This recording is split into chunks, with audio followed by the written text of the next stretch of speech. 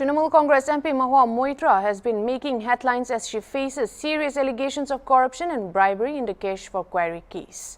Moitra, a politician and a former investment banker, she won the 2019 Indian general election as an All India Trinamool Congress party candidate from Krishna Nagar and served as a member of parliament in the Lok Sabha from 2019.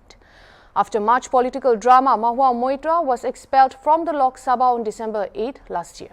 With immediate effect, Mahua Moitra, who is known for her bold statements and critical comments in the parliament, to now an expelled MP. What went down with Mahua Moitra? What was the cash for query case and everything you need to know? Let's get into the details of Mahua Moitra's cash for query case. So on October 14th, Supreme Court lawyer J. Anand Dehad Rai filed a complaint to BJP MP Nishikant Dubey. He made allegations with the CBI and Lok Sabha Speaker Om Birla, accusing Mahua Moitra of sharing her login credentials to unauthorized person, businessman Darshan Hiranandani, to which Moitra admitted that she did share her credentials with Hiranandani. Moitra claimed she did so to allow his staff to type pre-approved questions she intended to ask in the parliament. It may be noted that sharing login details is not completely restricted. However, she strongly denied taking any cash from him, as alleged by the petitioner J. Anand Dehad Rai. As per sources, Lok Sabha questions traditionally had to be submitted in writing under a PM signature. Since 2019, as part of digitalization, MPs also have the option of online submission with a password issued by the National Informatics Centre, aka the NIC. Then concerned MPs receives an OTP on their phone for authenticating the question. Most MPs be sharing their password with their personal secretaries, whose salary is reimbursed by the parliament. But in Moitra's case, 60 questions were asked by Moitra after she became an MP in the Lok Sabha, out of which 50 questions were at the interest of Hiranandani. Also, there was a login of 47 times from Dubai, which makes Moitra sharing her login credentials to unauthorized person a threat to national security. Now coming to the Ethics Committee. How fair was the Ethics Committee in its proceedings? Starting with the Ethics Committee's interpretation of prima facie may be overly broad and lacks sufficient evidence to warrant Moitra's expulsion.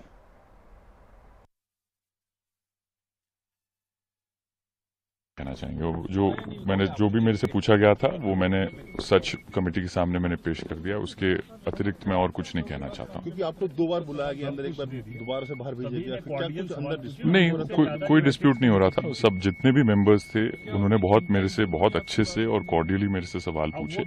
जो कुछ भी मेरे से पूछा गया उसका मैंने answer दे दिया। उसके बियॉन्ड कुछ नहीं हुआ। लगातार ये बात कही है कि जो एलिगेशन आपने लगाए हैं उनके ऊपर या उन्होंने आपके ऊपर लगाए हैं, फिर एक दूसरे को जानते हुए आप लोगों ने एलिगेशन लगाए हैं। ये I have no comment to that. No comment. Thank you. तो नेक्स्ट आपको कुछ बताया कि नेक्स्ट टाइम आपको बुलाया जाएगा दोबारा? नहीं सर, नहीं बताया। क्या आपको दोनों को सामने बैठाकर आज क्वेश्चन नहीं, मैं कमेटी के बारे में नहीं बोल सकता, वो अलाउड नहीं है, तो मैं और कुछ नहीं कहना चाहूँगा। Thank you. There was on their right statement. Congress MP Manish Tiwari raised questions and criticized the process leading to Mahua Moitra's expulsion from the Lok Sabha, arguing that the House should have given at least more than 3 to 4 days to understand the Ethics Committee's reports and present its own views before acting on it. Tiwari's statement expresses concerns about the fairness and the transparency of the process used to expel Moitra and called for a more careful and deliberate approach in such sensitive matters. मुझे 31 साल वकालत करते हो गए और कई बार ऐसा मौका आया है कि जल्दी में बहस करनी पड़ती है, पर शायद आज पहली बार किसी कागज को बगैर संज्ञान में लिए मैं बहस करने के लिए खड़ा हुआ। ये बड़ी विडंबना है कि 12 बजे पटल के ऊपर रिपोर्ट रखी जाती है और 2 बजे उसकी बहस लगा दी जाती है। जैसे अधीर रंजन जी ने कहा, heavens would not have fallen आसमान नहीं गिर जाता अगर 3-4 दिन हमको दे दिए जाते कि इस कागज को, ये जो रिपोर्ट है, इसको संज्ञान में लेकर, इसको पढ़कर अपनी बात एक अच्छे ढंग से हम इस सदन के समक्ष रख सकते, क्योंकि एक बहुत ही संवेदनशील मामले के ऊपर ये सदन फैसला करने जा रहा है। पर अध्यक्ष जी, मैं 4-5 चीजें जो बहुत ही बुनियादी हैं और जो नेचुरल जस्टिस से और जो मौलिक अख्तियार हैं उनसे जुड़ी हुई हैं, उसके ऊपर मैं जरूर अपनी बात कहना चाहता हूं। पहला सवाल यह है अध्यक्ष जी, that can the procedure of the ethics committee override the fundamental principle of natural justice, which is the organizing principle of every justice system in the world? और ये बात मैं इसलिए कह रहा हूं कि हमने जो अखबारों में पढ़ा उससे बहुत साफ तौर पर यह चीज निकल के आई कि जिनको अभियुक्त बनाया गया, जिनके ऊपर लांछन लगाए गए, उनको अपनी बात पूरी तरह रखने का मौका भी नहीं दिया गया। ये किस तरह का प्रोसीजर है? ये किस तरह की न्यायिक प्रक्रिया है? और इसलिए ये जो फंडामेंटल प्रिंसिपल है नेचुरल जस्टिस का, कि जिस व्यक्ति के ऊपर आरोप लगाए जाते हैं, जिसको अभियुक्त बनाया जाता है, उसको अपनी पूरी बात कहने का मौका मिलना चाहिए, और जिस व्यक्ति ने आरोप लगाए हैं उसको क्रॉस एग्जामिन करने का मौका मिलना चाहिए। और जहां तक मेरी जानकारी है, जिन लोगों ने आरोप लगाए हैं, ना सुश्री महुआ मित्रा को और ना उनके किसी वकील को उनको क्रॉस एग्जामिन करने का मौका। Questions have been raised on why the Ethics Committee, being a quasi-judicial body, did not allow proper hearing, opportunity to cross-examine Nishikant Dubey or Darshan Hiranandani. The question also stands on why Darshan Hiranandani was not made to testify, which was on record. The committee failed to establish the major allegations against Moitra. There is lack of evidence, and mainly the sole question, why was Moitra not given the chance to conduct a cross-examination? Some takeaways on this is the hasty expulsion, the lack of free and fair trial. So also, why has no action been taken against Hiranandani? Doesn't it defy the principles of natural justice? An MP expelled on the grounds of ethics, prosecuted over the affidavit of two normal persons, and there was no cross-examination provided. Moitra was also not given the time to speak on the day of the expulsion, which led her to give a speech outside the parliament. Take a look. Since I was not allowed to speak inside Parliament, I am using this opportunity to speak outside Parliament. I thank all my colleagues as part of the India Alliance. I thank my party, everybody for standing by me. The 17th Lok Sabha has indeed been historic.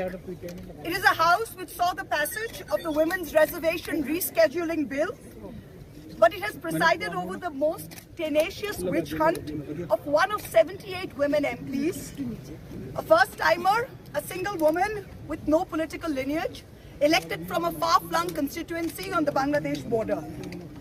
This Lok Sabha has also seen the weaponization of a parliamentary committee. Ironically, the Ethics Committee, which was set up to serve as a moral compass for members. Instead, it has been abused egregiously today to do exactly what it was never meant to do, which is to bulldoze the opposition and become another weapon to tokdo us into submission. This committee and this report has broken every rule in the book. In essence, you are finding me guilty of breaching a code of ethics that does not exist. The committee is punishing me for engaging in a practice that is routine, accepted and encouraged in the House. The findings are based solely on the written testimonies of two private citizens whose versions contradict each other in material terms, none of whom I was allowed to cross-examine. One of the two private citizens is my estranged partner who, with malified intention, masqueraded as a common citizen in front of the committee. The two testimonies have been used to hang me. They're at polar opposites to each other. The complainant says I accepted cash in consideration from a businessman to ask questions in furtherance of his commercial interests. Although the Enforcement Directorate reads as Mahua Moitra's expulsion are two seemingly separate events, questions are being raised about potential coordination. This means that since Moitra is vocal critic of the ruling BJP and the ED has been accused of being used to target opposition figures, this could also suggest a political motive behind the raids, potentially aiming to divert attention from Moitra's expulsion or simply silence her because Moitra is known for her bold statements and critical comments in the parliament. From raising issues like Pegasus, the Manipur atrocities and crime against women, women's reservation rescheduling bill, also being a vocal critic of the Adani group. We cannot say Pegasus, we cannot say BBC, we cannot say Morbi, we cannot say Raphael, and sometimes we cannot even say Modi ji. I want to talk about the most famous person in India today. Unfortunately for this House, it is not the Honorable Prime Minister. It is a man whose name starts with an A and ends with an I. For the purposes of this speech, let me just call him Mr. A, and his group, the A Company.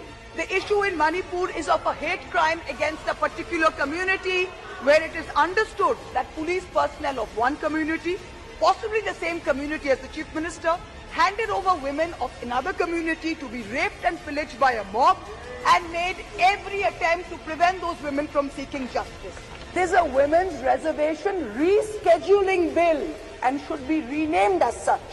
Its agenda is delay. Its agenda is not reservation. When this government wanted to protect cows, and I support the move, make no mistake, you did not wait to count the number of cows. You did not wait to see whether the cow was a Jersey or a Gir or a Sahiwal. You just went and built the cow shelters. Are we women any less that we have to wait while you count numbers and you draw lines? Our 37% vote share party can only prevail if the rest of us 63% are shared, and we are not. This time we will take you on and... As per the latest development in Mahua Moitra's cash for query case and her expulsion, Mahua Moitra failed to get interim relief from Supreme Court over Lok Sabha ouster. While the Supreme Court agreed to hear Moitra's petition challenging her expulsion, they declined to put a stay on it for now. This means Moitra remains expelled from the Lok Sabha and cannot participate in proceedings while the case is pending. This is a significant blow to her political career as it restricts her ability to represent her constituents and engage in the parliamentary activities. The Supreme Court directed the Lok Sabha Secretary to file a response to Moitra's petition within 3 weeks. This response will likely outline the grounds for her expulsion and address the accusations raised in her petition. This is a crucial step in its legal process as it allows both sides to present their arguments and evidence. Here is J. Anand Deradai's latest take on the issue. कुछ कहना गलत होगा इसमें क्योंकि मामला अभी सब जुडिस है और कंप्लेंट मैंने सीबीआई को दे दी है, लेकिन ये इशू बहुत ही सीरियस है और इसमें कई लोग इन्वॉल्व हैं और जिनके खिलाफ मैंने कंप्लेंट की है उनके साथ कोई उड़ीसा के भी हैं जो उनको सपोर्ट और फाइनेंस कर रहे हैं। तो ये फाइट थोड़ी सी डेंजरस है, लेकिन मैं हटने वाला नहीं हूँ। सर, इसके अलावा सुप्रीम कोर्ट में भी आज हियरिंग है। नहीं, उसके बारे में मैं कुछ नहीं कह सकता। जी, थैंक यू।